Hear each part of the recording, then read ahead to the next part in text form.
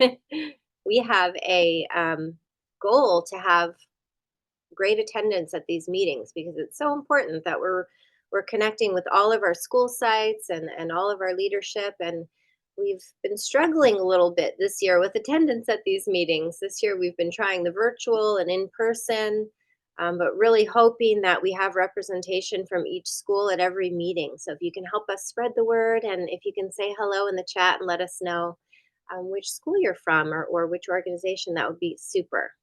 So with that, I'm going to um, pass it over to Carrie Ito. Thanks, Carrie. Yeah. Hi, I'm Carrie Ito, the Director of Student Support Services. And in my work, I do a variety of things for the district. One of the things that we're looking at as a district is,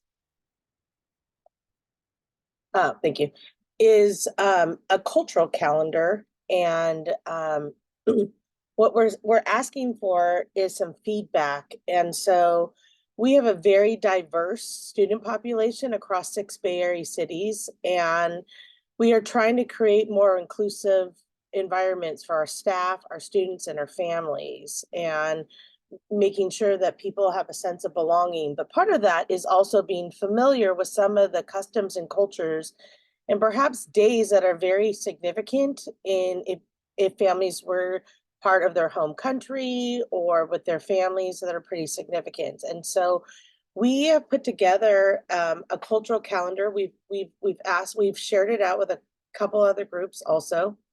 And what we're asking people to do is provide feedback, because by all means, we don't think we've captured all of them. We've captured the main ones that we are aware of, and we're asking for families for parent feedback, and we're asking this group also. Miguel, could you click on the feedback draft?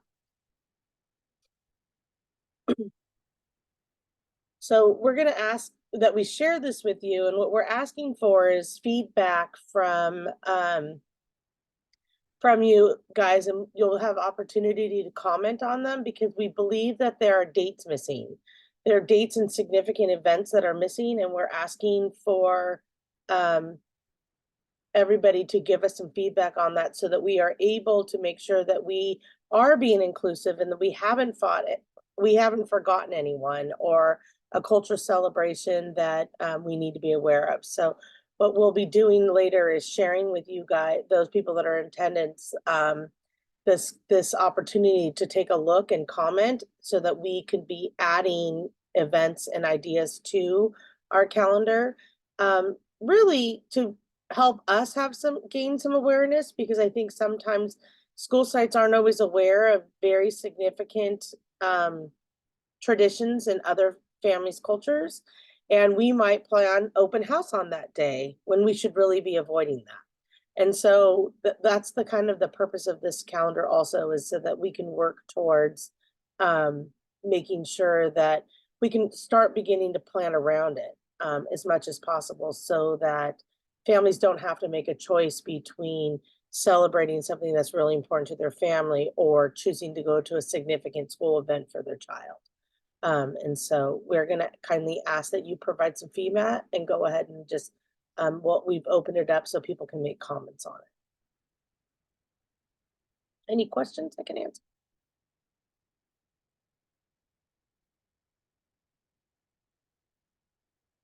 All right. Thank you. Okay. So I'm going to pass to Karen Riskala, who is our CEF president. Karen, thanks so much for being here. And Stuart, I see that you're here too. Thank you so much to both of you for joining us.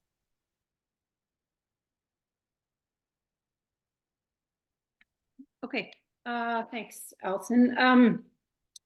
So CEF, for those of you that don't know, is the Cupertino Educational Endowment Foundation, and CEF has been around since the 1980s. It is a volunteer-led organization that's sole purpose is to provide funding to CUSD, so to the district, the schools, teachers, and the kids. And we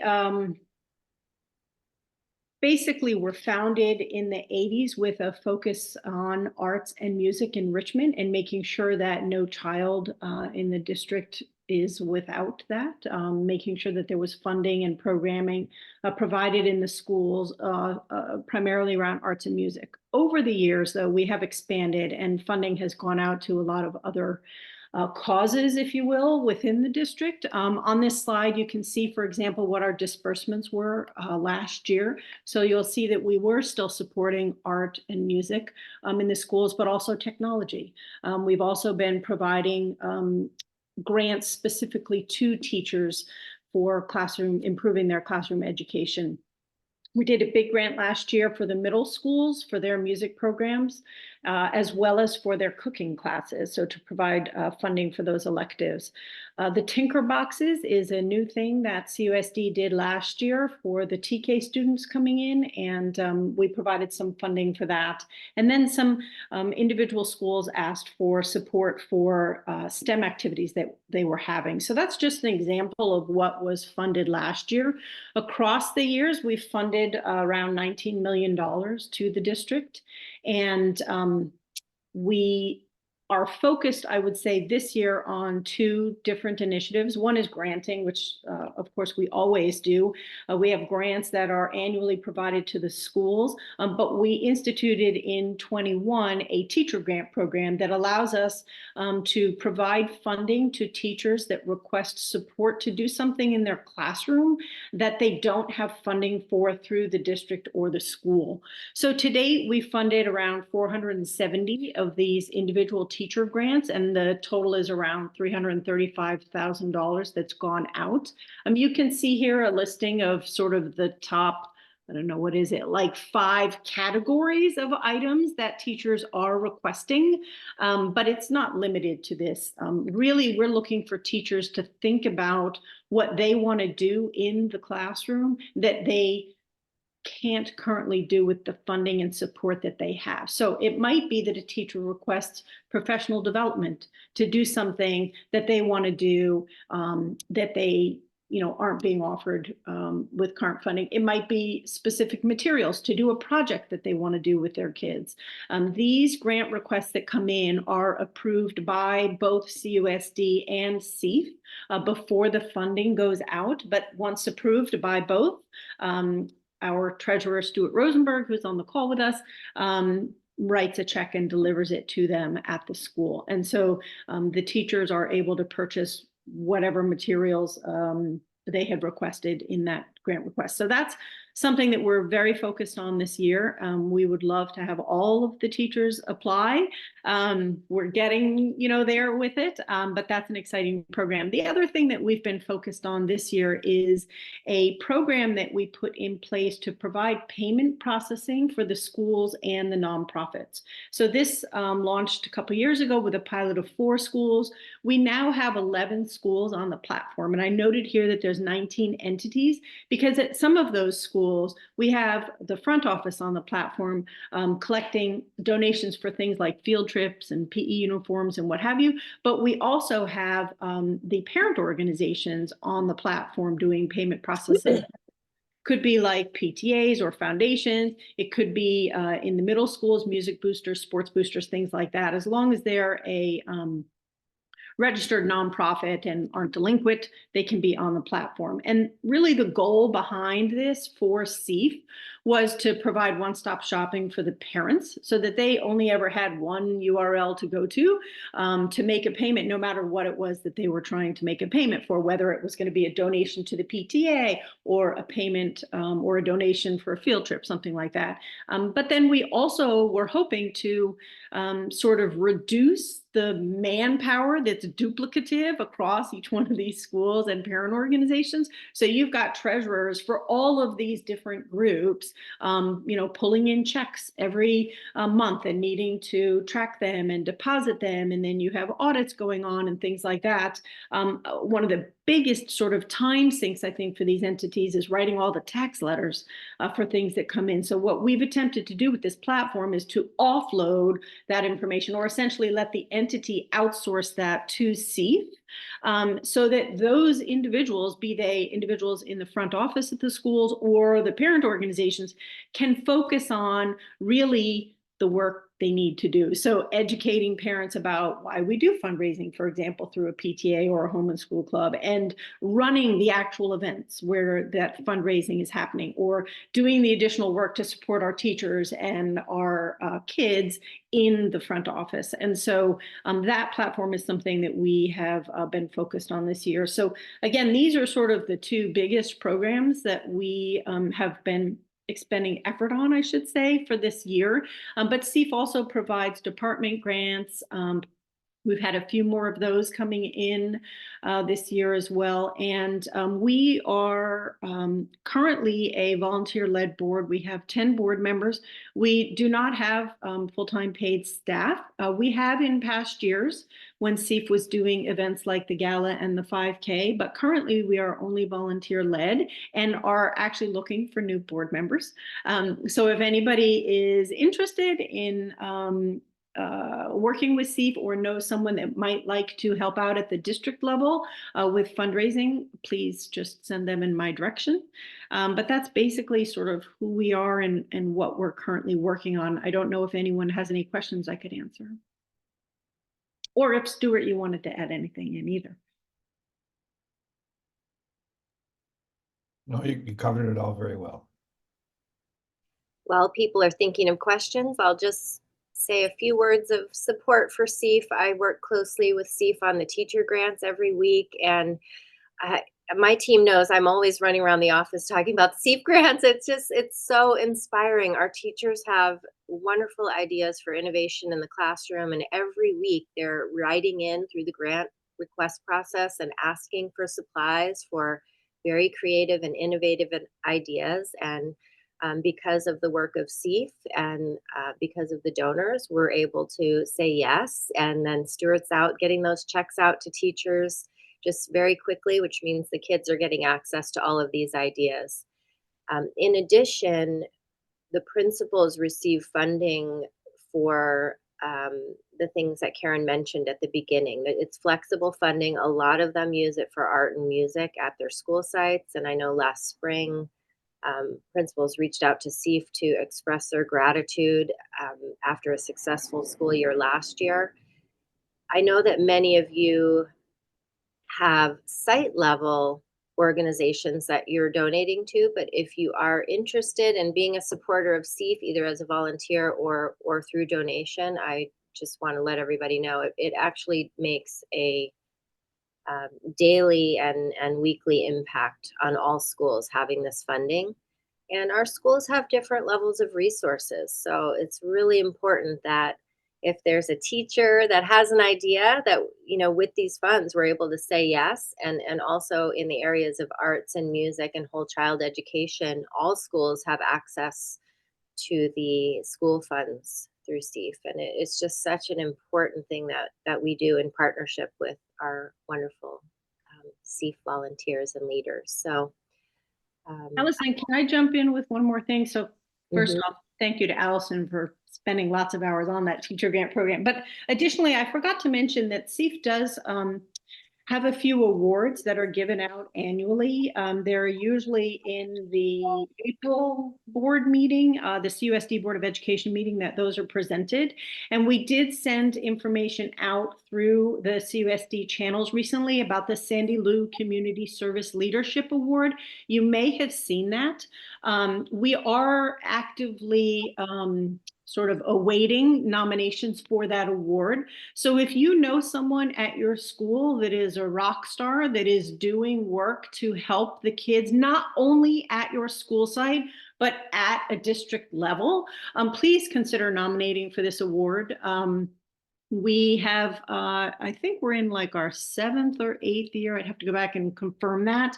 But some of the individuals that have been recipients of this award are amazing, as are, I imagine, many of you, since you're sitting in this district committee. But please do consider sending in a nomination for that award as well. You can find the information for the application for that award on the CEEF website, which is ceefcares.org, or in the email and Peach Jar information that would have gone out from the district.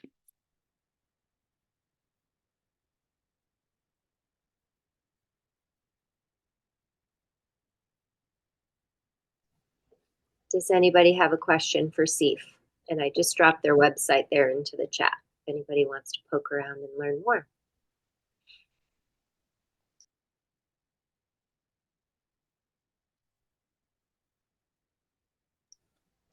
Great, Okay.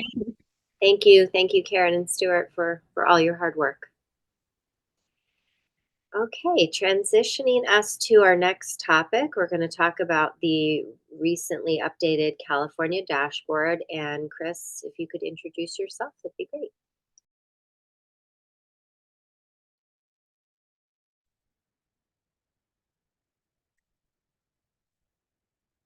All right. Looking at my calendar, huh?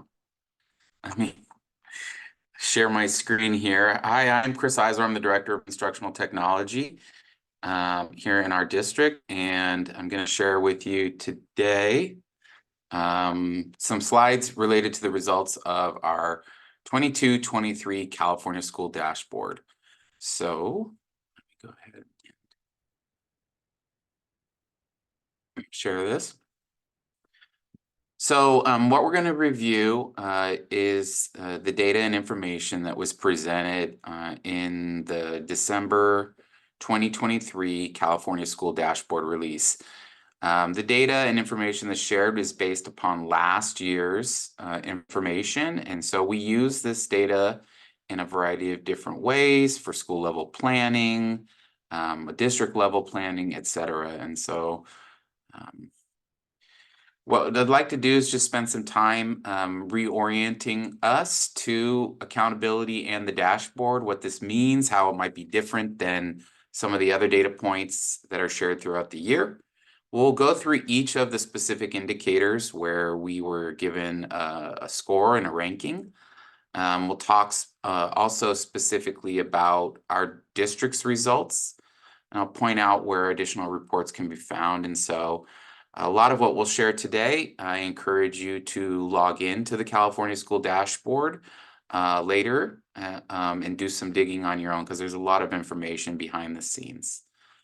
But as I mentioned, the California School Dashboard will provide information and levels related to various indicators that the state uses kind of as a multiple measures evaluation tool.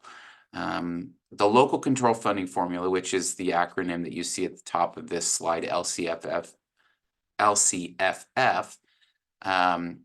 is evaluated annually by the state of California, and each district and each school receives a dashboard, a California School Dashboard, with levels for all of the various indicators that are described on this, this graphic here.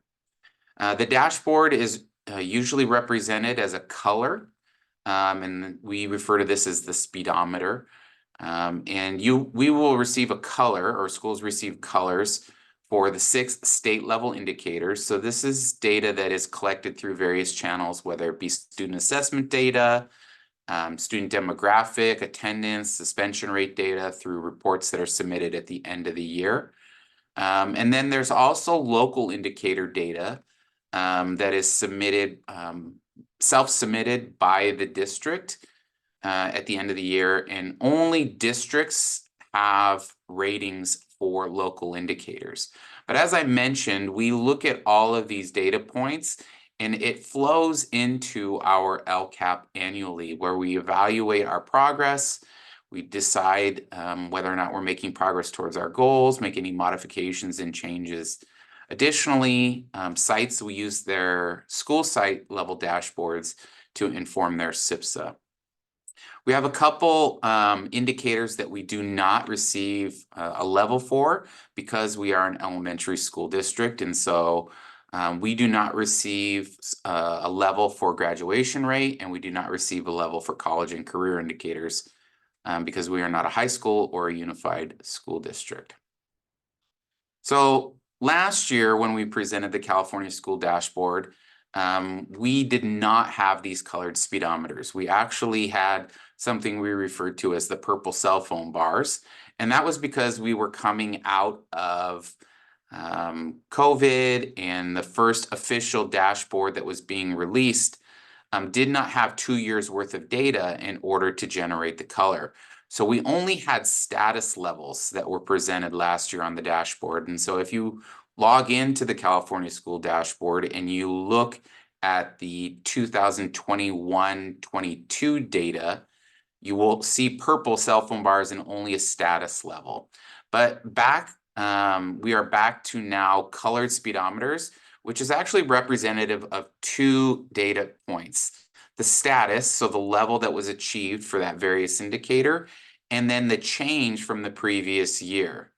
And so that is how a color is determined, that it takes into consideration both status and change. You play a little game of Battleship and you find yourself on the specific square, and that is where the color comes from. So in order to access the California School Dashboard, you would log into the website at casschooldashboard.org. And one of the easiest ways to just find our district is to type in Cupertino or Cupertino Union. And you'll see it's the first one that shows up when we do our search. And our dashboard pops up, and you'll see our overall indicators colors, and then the local indicators down here. One other thing we like to point out when you log into the California School Dashboard at the district level is that you have the ability to navigate to all of the schools from the district's main page. And so for Cupertino, if you were to log in and click on the View All Schools link, you would then be able to scroll down, and it would give you, kind of in sorting alphabetical order, all of our various schools and their various colors.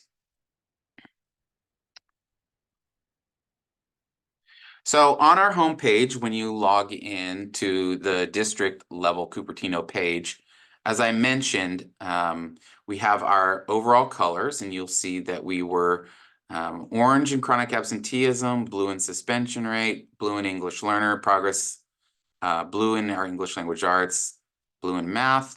And then we also have these local indicators where we met the standard through the self-submission process. These indicators here, these local indicators, will not show up for if you're on a school level page. You will only have the colored dashboard. When you click in, as I mentioned, in View All Schools button, you can see each school individually. And then by clicking into the hyperlink, it will take you into that school's specific data page. Now, as I mentioned, for all of the state level indicators, we receive a color. But not only do we receive a color at the top level for all students, we also receive colors for our student groups as well. So in this example, this indicator, when you click on, say, the suspension rate, it will tell you what is the actual data, the status, what was the change from the previous year. So status is here, change is maintained 0%. And then there's what they call the equity report, which shows which of the student groups fell into the various colored categories. And by clicking on View More Details, it will take you into the distribution of the various student groups and what color those student groups fell into. As a note, in order for a group to generate a color, and this is both at the district and school level, there has to be at least 30 students in the student group to generate a color. If there's less than 30 students, we will not receive a color. If you have anywhere between 11 and 29 students in the student group, you can still see the data that is behind that student group, like their status and the change from the previous year, but you won't get a color for that group. And so each indicator actually has what they call a 5x5 table. So language arts, which is the one that's used in this example, this is the language arts 5x5 table. Math has its own 5x5 table, suspension rate, chronic absenteeism, English learner progress. They each have their own 5x5 table where the cut points along the left-hand side are established annually, and then the change from the previous year are also established annually. And then that's how it's determined, by taking the status and the change and using those cut points to determine how close you were to maybe being in the blue, how close you were to maybe being in the green, etc. And that's where goals can be set from. So let's jump into our first indicator. This is the academic indicator. It's represented in both the language arts and the math results that come from the statewide testing that occurs every spring. And so our students take the Smarter Balanced Assessment or the California Alternate Assessment, depending upon which test has been assigned to them, and they typically take it in April. And then those results are determined and they're shared out annually. Now, when we receive the CASP results, usually it's released in the summer. Those CASP results will show us how students are doing in their kind of the 4 buckets of proficiency. So what percentage of students were at standard exceeded, what percentage of students were at standard met, standard nearly met, and standard not met. The dashboard actually uses different methodology. And so the first thing we want to point out that what you see on the California School Dashboard for language arts and math is different than if you were to go to the CAS score results page and just see the breakdown of students and their proficiency levels. What the academic indicators use is the average distance from standard as part of the status calculation.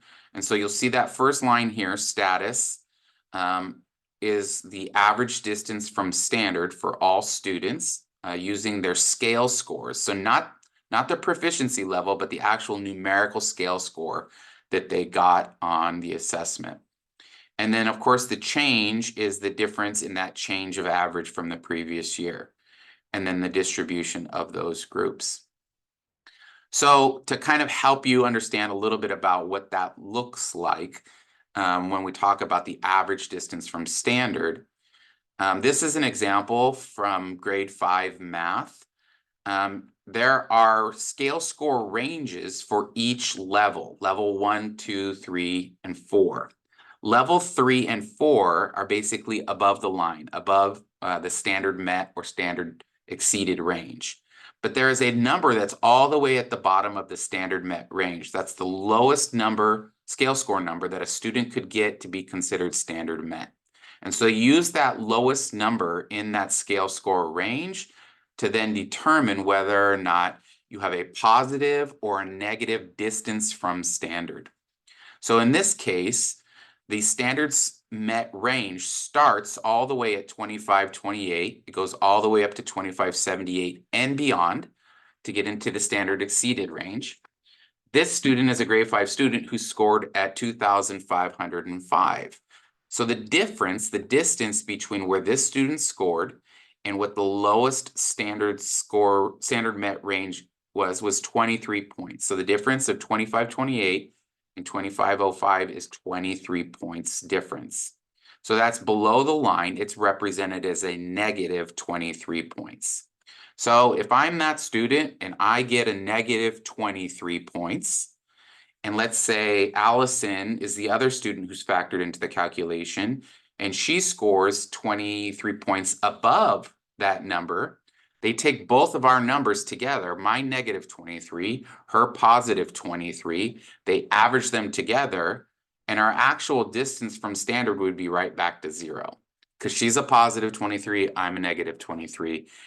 And that is how they're calculating that distance from standard. They take every student's number, distance from standard, and they determine the average. And that is how we can account for both growth and decline annually at the individual student level. And so when we look at language arts, we were at 86.3 points above standard, which is great because that's factoring in all of the high achievement that our students are getting. We're scoring at the blue level. And when we look at how that compares to the previous year, we maintained our status level with just a very statistically insignificant drop of 0.5 scale score points. When we look at the distribution of our student groups, we do see a couple groups that are in the orange category. That's our Hispanic group and our students with disabilities. When we look at the yellow group, we have our African American group. In the green, English learners, socioeconomically disadvantaged. And in the blue distribution, we have our Asian, our Filipinos, our 2 or more races, and our white group. And as I mentioned before, if there was not 30 or more students in a group, they received no performance color. And we actually have 4 groups that did not receive a performance color. In terms of math, we're even higher with being at 100 points above standard. Again, scoring in the blue range. And we maintained with a positive 1.7 point growth from the previous year. We do not have any groups in red or orange for math. We do have 3 groups in yellow. You can see our African American, Hispanic, and students with disabilities. We have 2 groups in green and then 4 additional groups in blue. And so those are the academic results, but the dashboard is supposed to account for more than just academics. And so there are other indicators on there. The next indicator that we receive a color for is our English Learner Progress Indicator. And so the status on the English Learner Progress Indicator is the percentage of students who grew an ELPI, so that's English Learner Progress Indicator, who grew an ELPI level or maintained a level of 4. And the change, of course, is the difference from the previous year. So students that are included in this indicator actually have 2 years worth of LPAC data. The LPAC is our language, the state language assessment that's administered once a year as well. Something to note is that a student can receive an LPAC score of 1, 2, 3, or 4. But LP, the English Learner Progress Indicator, actually adds in 2 more levels because we want to give students credit for growth. And we know that our English learners spend the most time in their language development at level 2 and level 3. And so the LP actually gives credit to students who go from a 2 low to up to a 2 high, or a 3 low to a 3 high as well. So there's actually 6 LP levels that a student could grow between or maintain a level 4. And so we had almost 67% of our English learner students who made growth on the English Learner Progress Indicator last year.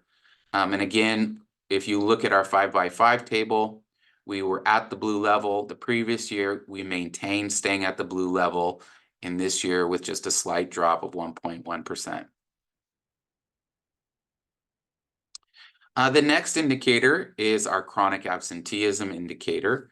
And the status, which is the top section here, is determined by the percentage of students who missed 10% of the school year. So 18 days. If we have a 180-day school year, missing 18 days is considered chronic absenteeism. Our difference from the previous year, we did have a slight increase by 0.9%, almost a full percentage growth on our chronic absenteeism. Now, something to note about chronic absenteeism is that this is actually different than just unexcused absences and truancy. This takes into account any missed learning opportunities when a student was not present during the day. So it's all unexcused and excused absences are actually counted in the chronic absenteeism indicator. So even if a family said, I called in, my child was sick, I called in, that helps us excuse the absence, but it is still counted as a missed day of instruction. If I could just add to that, what Chris is saying, you know, the reason this is on the dashboard is because we know that when kids miss large chunks of learning time, it can impact how much they're able to learn in a given year. And we also know that when students have that pattern of attendance, it tends to carry over year to year. So the collective amount of missed learning time could be months or even more than that, you know, over the course of a child's career, so in education. So the state holds us accountable for this, and you know, you'll see in the coming months we're going to increase our communication. We always do ask that parents please do not plan, you know, family trips and things during school time, and you're going to see that we're going to need to increase our messaging about that. Because you know we're committed to making sure that the kids get everything they need while they're with us, and we don't want to have anybody missing learning time. So it's something you could help with as well. Ask at your school site, you know, what is the level for your school. Talk with your principal. Help us spread the word that coming to school is really very, very important, and we need everybody's help with that. So more to come in district messaging and site messaging on that. Thank you. So when we look at the distribution of our student groups, this is data, as Allison mentioned, is, you know, we are looking into a lot of root causes and reasons why our chronic absenteeism is where it's at.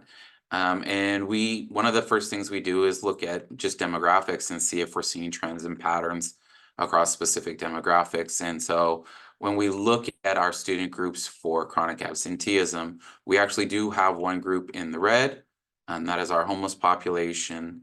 And then the bulk of our groups in the orange and yellow.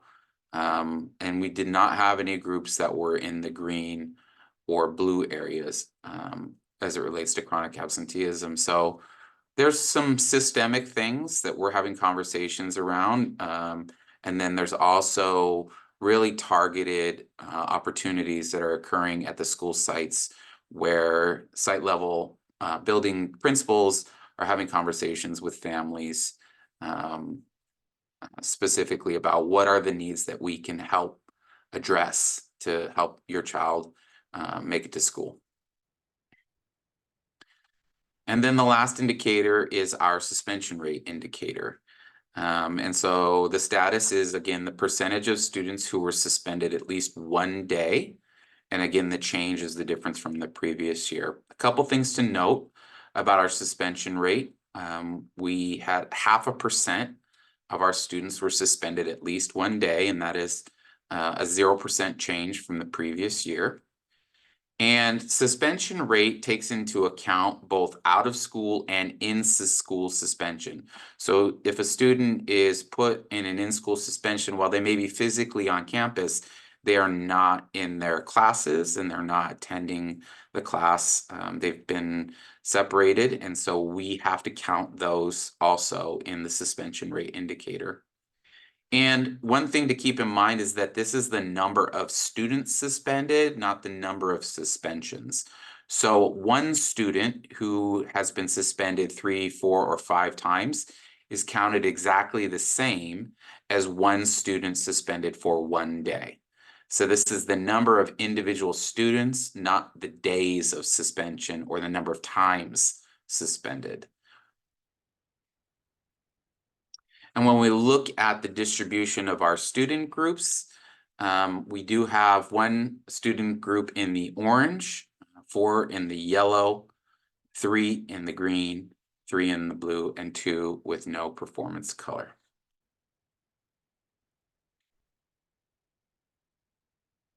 Additionally, when you look at this data and you click on each one of these indicators, it will take you to some of the screenshots that I just shared in the slide deck. But there are additional reports that can be found by clicking into the View Additional Reports button at the top.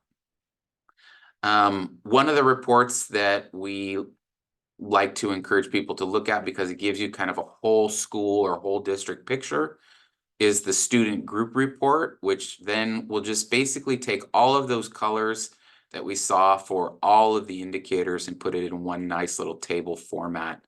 And you can see across the top are all of the indicators. Along the left-hand side, including the all students group, is around, down the left-hand side. And those, again, can be found if you were to go back to the district level overview page and you were to click on View Additional Reports. This is where, if you wanted to see the 5x5 indicator table for each one of these indicators, you could click on that and it would show you the 5x5 percentages, so you can get an idea of what was the status and the change from the previous year. These reports in the middle really are not applicable because we're not a unified or a high school district. If you wanted to see things like participation rate, what percentage of students are participating in the language arts and math tests, what percentage are participating in our language LPAC tests, and you could also do some comparative reporting if you want to see the performance by the county or even charter schools in our our county.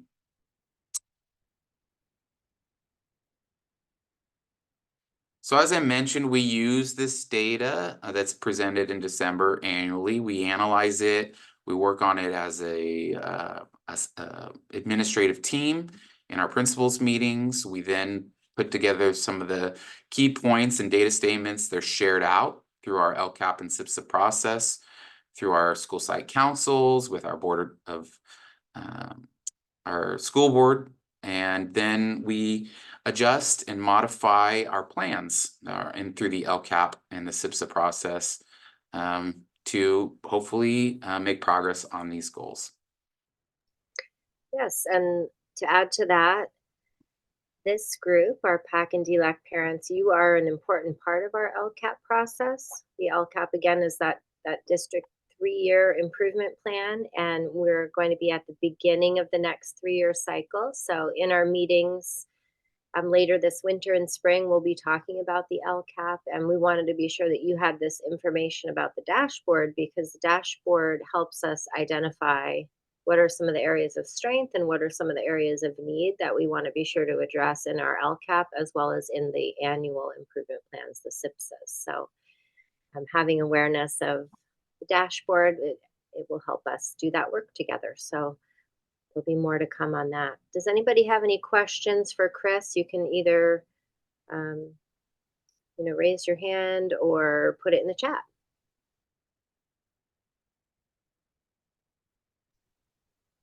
No questions? Not even about chronic absenteeism or any of those rules?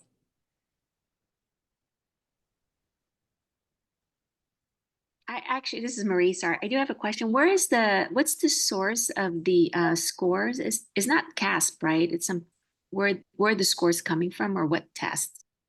So for the language arts and math, it is the CASP scores. For suspension rate and chronic absenteeism, at the end of each school year, our student information system does what's called state reporting, and so it reports to the state of California the suspension rate that uses the methodology and criteria that's established by the state, and same with chronic absenteeism. And then for English learner progress, it's the results from the LPAC test. Thank you. I do find it interesting that the groups who have high absenteeism are also groups that score higher. Some of the groups score high on like the other subjects. Yeah, we're constantly trying to tease out those correlations to see if we can't figure out a strategy or something that could help increase chronic absent or lower, sorry, lower chronic absenteeism, increase our color on the dashboard. Allison, I think you're muted. Any other further questions? Sorry, I know I was felt like I was losing the group there a moment ago. Feel free to check in with your principal about the dashboard for your school as well. Our principals have that information and can help you with that site-specific information as well. All right, well, we're ahead of schedule here a little bit on this meeting, which is great. Our next meeting is scheduled for February 27th, and we are scheduled to meet in person. And we put together this sort of hybrid schedule where we have some meetings virtual and some in person. But I have noticed that the in-person meetings seem to be tough for people to get to. So just wondering if anybody has a strong feeling about that meeting and whether it should be in person as planned or if we should pivot to virtual. Feel free to put your ideas in the chat. We could always adjust that if needed. We are going to hope that we get some good attendance through the next several meetings because we will start talking about the district plans for next year and what that district LCAP plan will be looking like. So it's going to be important that we have everybody's participation. So if we don't hear from you, we'll plan to meet in person as scheduled and look forward to engaging with everybody throughout the rest of the winter and spring on what's ahead for the next school year. Thanks so much, everybody. Thanks for being here. See you next time.